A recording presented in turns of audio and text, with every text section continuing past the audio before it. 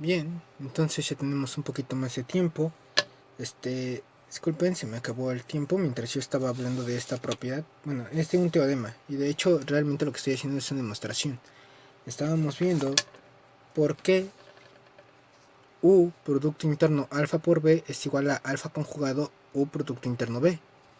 Y entonces les decía, bueno, U producto interno alfa por B, que es igual a alfa por B producto interno U conjugado.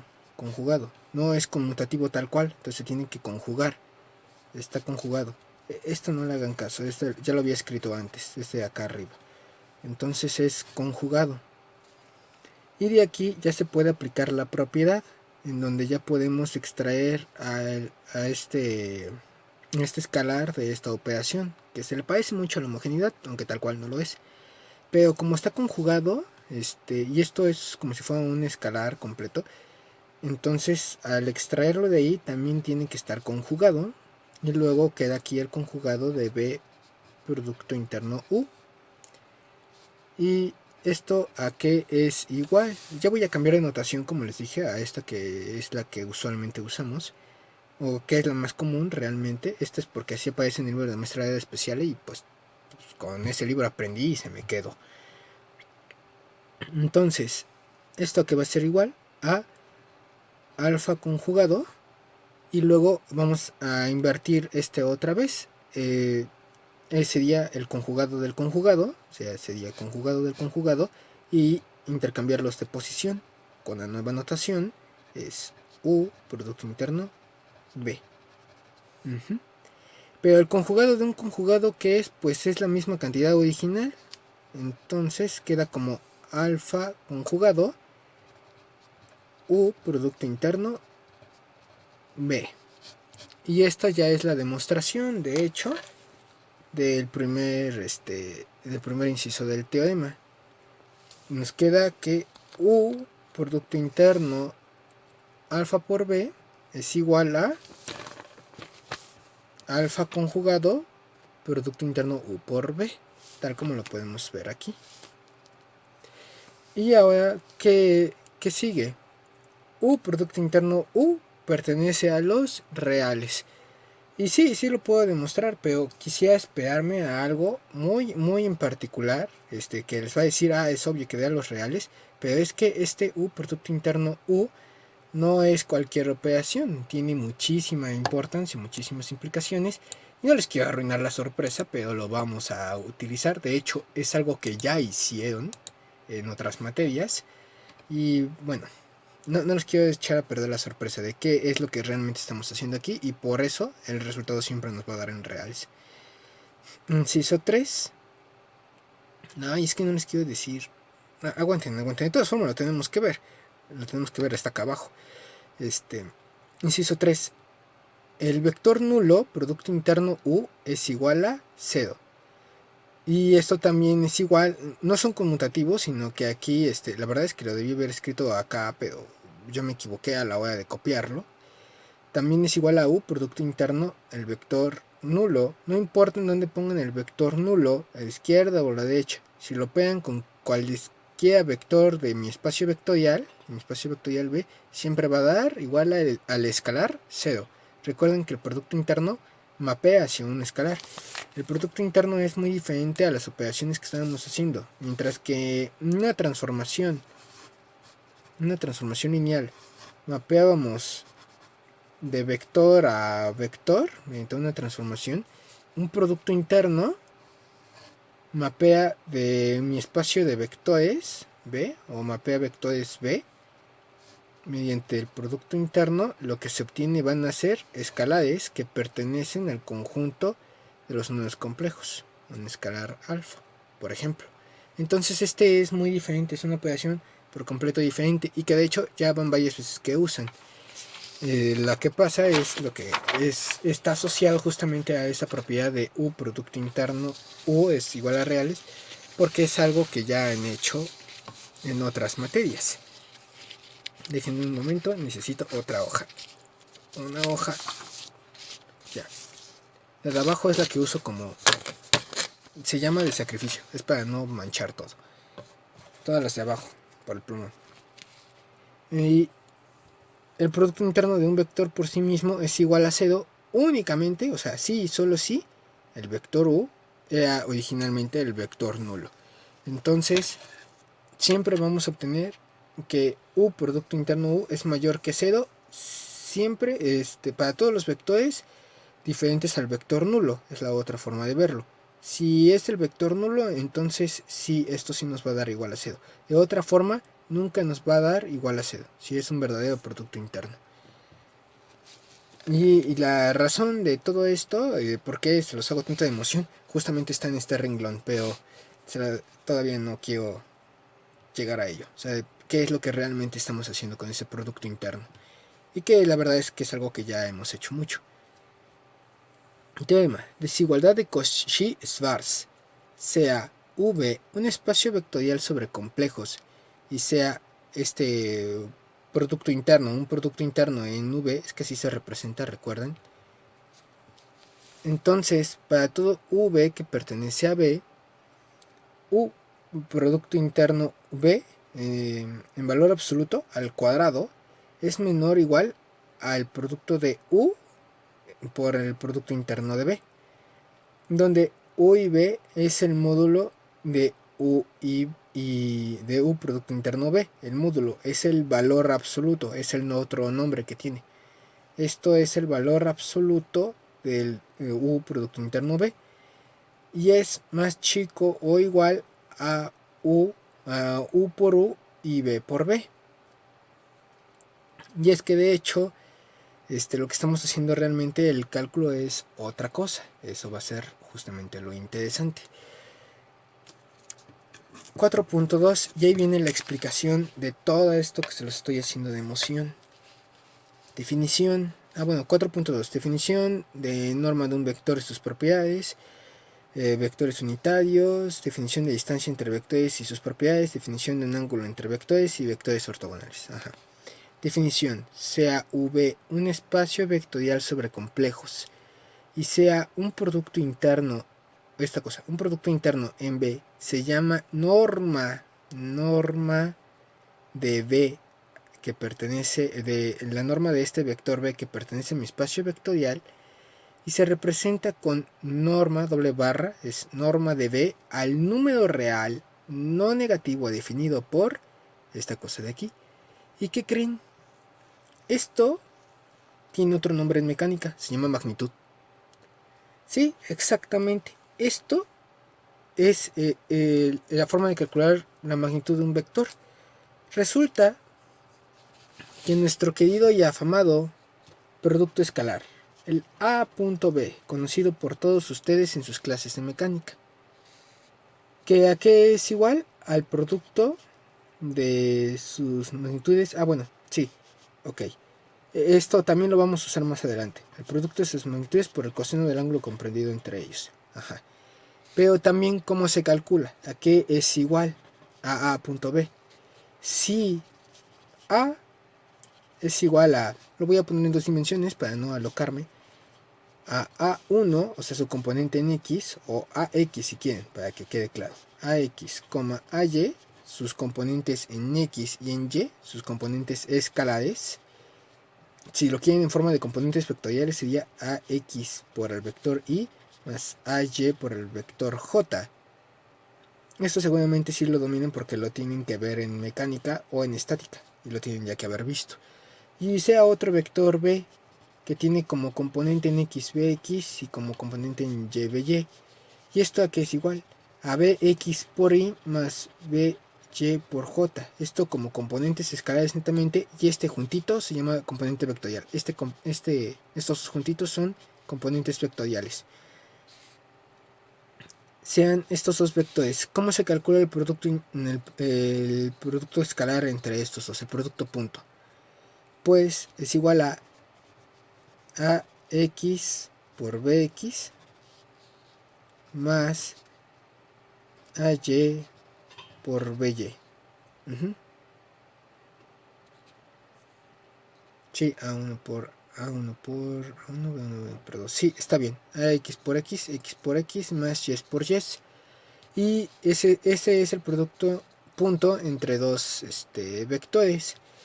Y al mismo tiempo, ¿qué otra cosa cumple? Si nosotros hacemos el producto escalar entre un vector y sí mismo, ¿qué obtenemos? Pues vamos a utilizar este mismo vector, a ax por ax, que es ax cuadrada, más ay por ay, que es ay cuadrada. ¿Y qué es esto? Pues si lo elevamos a la 1/2, obtenemos ya la magnitud, o sea, a punto a la 1/2 es igual a la raíz cuadrada de ax cuadrada más ay al cuadrado. ¿Y esto a qué es igual? A la magnitud del vector a. Entonces realmente su producto punto a punto b no es otra cosa más que un producto interno. A punto b, ese producto escalar, ese producto punto, es un producto interno. Me faltaría, para hacerlo con formalidad, demostrar que cumple las 4 propiedades de un producto interno. Pero véanlo bien, están utilizando dos vectores que pertenecen, ambos pertenecen, en este caso a R2. Son dos vectores y que les da por resultado al operarlos un escalar, un número. Y ahora estoy planteando que se está haciendo la operación de un vector por sí mismo. Esto no es otra cosa más que el producto interno de A por sí mismo. Y al elevarlo a 1/2 se dice que se obtiene, bueno, por definición se obtiene una norma del vector A. Y esta norma del vector A, en realidad, y trabajando con vectores geométricos, resulta, por esto que acaban de ver, por esto que acaban de ver aquí, que es la magnitud, es el tamaño del vector. Entonces esto explica un montonal de cosas. Número 1. El producto interno de un vector por sí mismo tiene que pertenecer a reales. Pues sí, porque estamos hablando de normas. El producto interno de un vector por sí mismo no es más que la magnitud del vector elevado al cuadrado.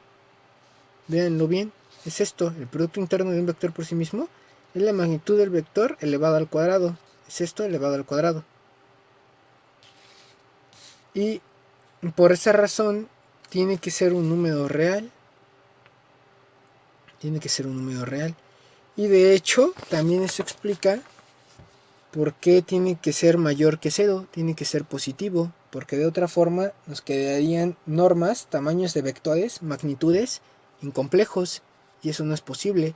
La norma de un vector refiere a un tamaño, y sobre todo en vectores cartesianos, la magnitud de este vector A, si este es el vector A, pues es netamente el tamaño, la dimensión de este vector A. ¿Cuánto mide?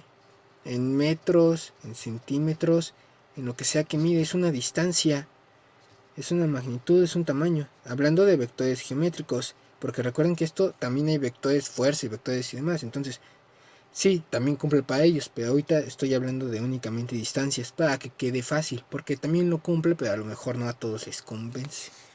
Pero véanlo así, la magnitud de un vector es una neta distancia, es un neto tamaño lo que estamos calculando. Entonces eso explica, puesto que estamos trabajando realmente el producto interno de un vector por sí mismo son tamaños, son normas de vector, por eso tiene que ser siempre positivo, porque de otra forma esto elevado al cuadrado, al cuadrado, elevado a la 1/2 para obtener justamente esa magnitud, esa raíz, si fuera negativo no lo podríamos calcular porque serían normas complejas y no hay normas complejas, no por el momento, no estamos trabajando con ese tipo de matemáticas. Pero tal cual, ahorita en donde estamos trabajando no hay normas complejas, no las hay, entonces no se podría hacer el cálculo. Por esa razón también, puesto que estamos hablando de normas de tamaños de vectores, tiene que pertenecer a reales. No hay complejos aquí, no se podrían operar. También por esa razón no puede ser igual a 0, más que el mismo vector nulo. Imagínense que el producto interno de un vector por sí mismo nos dé como norma el vector 0, cuando este no era el vector 0. ¿Qué tamaño tiene este vector? no sería eso cierto, no sería posible. Si sobre todo de vectores geométricos, ahí está, es una línea. Es imposible que esto nos dé cero, a menos que sea el vector nulo, que en realidad es como un punto. Ahí sí su magnitud es cero. Y ya saben que este vector siempre es un caso particular. En sí mismo es un espacio vectorial con sus respectivas operaciones. O sea, es el espacio vectorial trivial. Sería este de aquí. El conjunto de vectores, conjunto de escalares, pues lo ponemos reales. Adición y multiplicación usuales entre vectores. Esto se llama espacio trivial. Entonces recuerden que siempre donde esté trivial, siempre en donde esté el cero, siempre es un caso especial.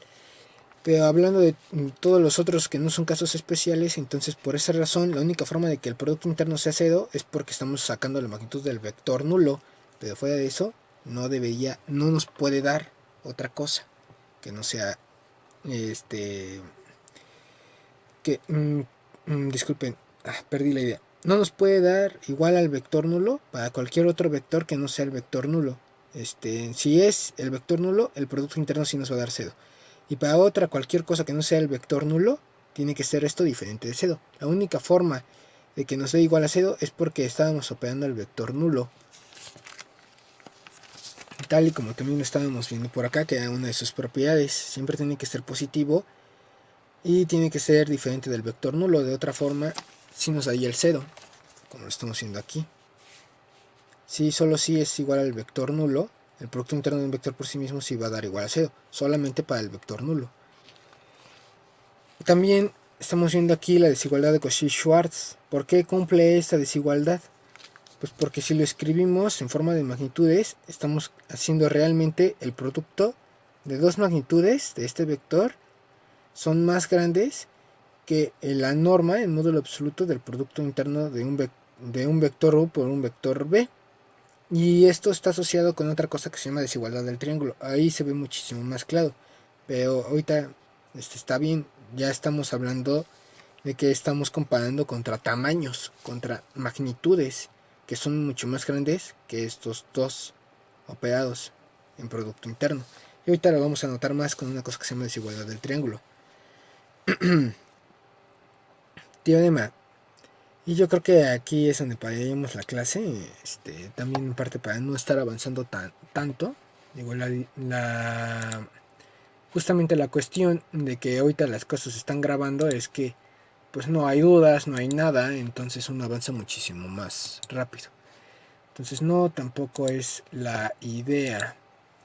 Entonces, ¿qué dice? Teorema. Si V es un espacio vectorial con producto interno, entonces, para todo par de vectores que pertenecen al dominio y alfa que pertenece a los complejos, número 1, la norma tiene que ser mayor que 0. Pues sí, efectivamente, si estábamos hablando que un producto interno de un vector por sí mismo tiene que pertenecer a reales y tiene que ser mayor a 0, o que vaya, que la única forma de que sea igual a 0 es porque estábamos trabajando con el vector nulo. Y esto estamos diciendo que es lo mismo que la magnitud de un vector, pero está elevado al cuadrado. O sea, si lo elevan esto al cuadrado obtenemos el resultado de un vector producto interno por sí mismo. Aquí se ve. Disculpen, no estaba completo. El producto interno de un vector por sí mismo, pues nos está dando esto. Lo elevamos a un medio y nos da la magnitud de un vector. Entonces, por supuesto, en todos los casos, y por las dos propiedades que ya mencioné, queda obvio que la norma tiene que ser mayor a 0.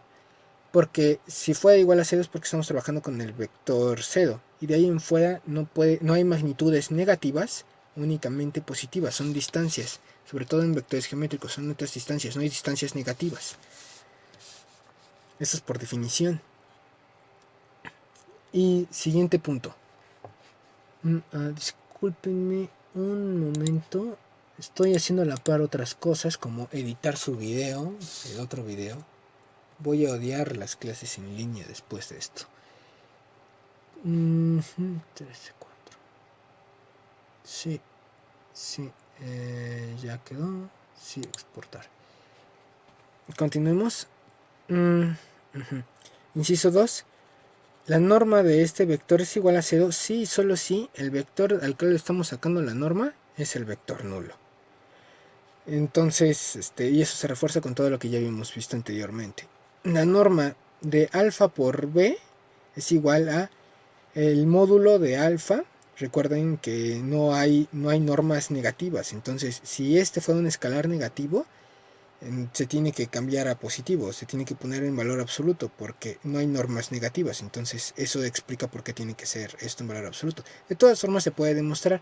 Sí puedo hacer las operaciones y van a ver que sí da igual a esto. O sea, no nada más es por definición, sino realmente se puede demostrar. Es igual al valor absoluto de alfa por la norma de b. Y véanlo así, para no hacer la demostración. O bueno, si quieren luego hago la demostración. No hay normas negativas. Entonces esto tiene que ser, si el escalar es negativo, tiene que ser cambiado a valor absoluto. Porque si no entraría en una contradicción. Y finalmente, esto de aquí es lo que se llama la desigualdad del triángulo. La norma de u más b es menor o igual a la norma de u más la norma de b. Esto de aquí se llama la desigualdad del triángulo. El doctor Carrera en el posgrado también le puso otro nombre, se llama la maldición del jardinero. Y la explicación es la siguiente. Nosotros tenemos un vector u y un vector b. Aquí está el vector u y aquí está el vector b. Y aquí tenemos el vector u más b. Es la suma de los vectores u y b. Si quieren por principio de Stevin, por regla del paralelogramo, como sea que quieran hacer la suma entre vectores, debe de dar igual a esto. U más b forman un paralelogramo. Aquí vuelvo a trazar a u y a b y aquí está la diagonal principal. O por principio de Stevin, punta con cola, aunque ya sé que los vectores tal cual no tienen punto ni cola, pero así aparecen en los libros de texto y no hay otra forma de cómo explicarlo, poniendo los vectores en sucesión. Desde la cola del primero a la punta del otro, ahí está el u más b. Y ya sé que los vectores no tienen punta y cola, es para explicarlo, nada más. Obtenemos como la suma de estos dos, u más b como la suma de u y b. Y de aquí pues vamos a calcular sus tamaños, ¿de acuerdo? De hecho, si se dan cuenta, es el teorema de Pitágoras prácticamente. Bueno, sí, hay un teorema de Pitágoras para esto. Pero lo que quiero que vean es que el tamaño de u, lo que mide esto de aquí, u, más lo que mide este b, porque son magnitudes, esto sería la norma de u y esto sería la norma de b, son más grandes que la norma, la distancia de u más b. Efectivamente, si medimos, si expandemos estos dos, ¿cuánto miden? Más o menos como lo de la pluma. Está más o menos, esto es el tamaño de u.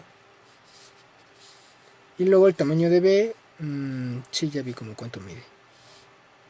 Mide una cosa así. Este es u y este es b. Y el tamaño de esto, de u más b, termina por aquí.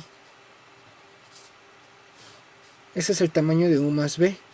Entonces, efectivamente, aparte es la hipotenusa, o sea, es un triángulo rectángulo en donde u más b, la suma de los dos catetos, son más grandes que el tamaño de su hipotenusa.